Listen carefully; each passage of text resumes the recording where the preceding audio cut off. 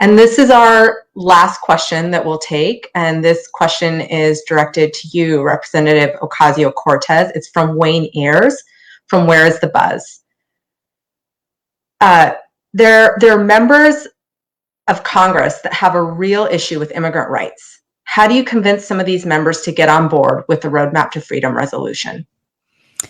Well, I think this is an excellent question, and I think it's really interesting, as we've been talking about on this call, is that I think that the pandemic has really reframed a lot of these issues for many people, and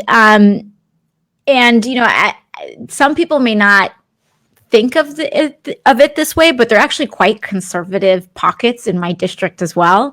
And we never answer to that by ignoring our neighbors. We always engage them directly.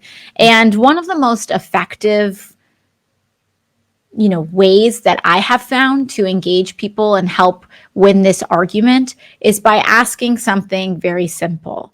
Who do you think prepares your food?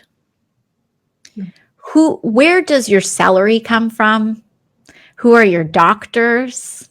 Who are the people teaching your kids? And that generally tends to reframe the entire conversation rather quickly.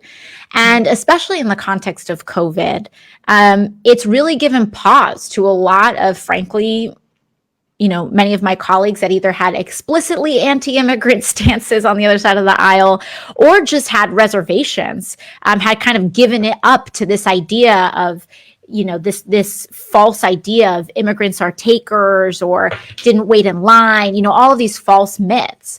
And so sometimes we ask these questions. And even when it comes to a specific proposal, for example, would you want the person who is serving your food to be unvaccinated? Would you want the person who is caring for your children to not be able to go to a doctor and maybe get them sick and help spread, disease? No.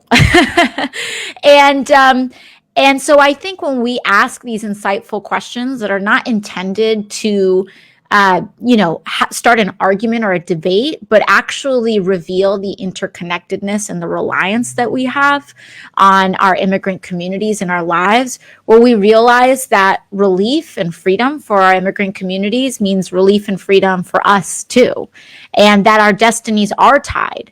And the more that we deny our immigrant communities their rights and freedom, the less freedom that we'll enjoy in our lives as well. And I think that that's why I think this moment is also such a singularly important moment for immigrant organizing. That's why I'm so thrilled that Representative Jayapal has just hit the ground running. We're like not even 4 weeks into this term, and we have a roadmap on immigration reform, or rather immigration policy down.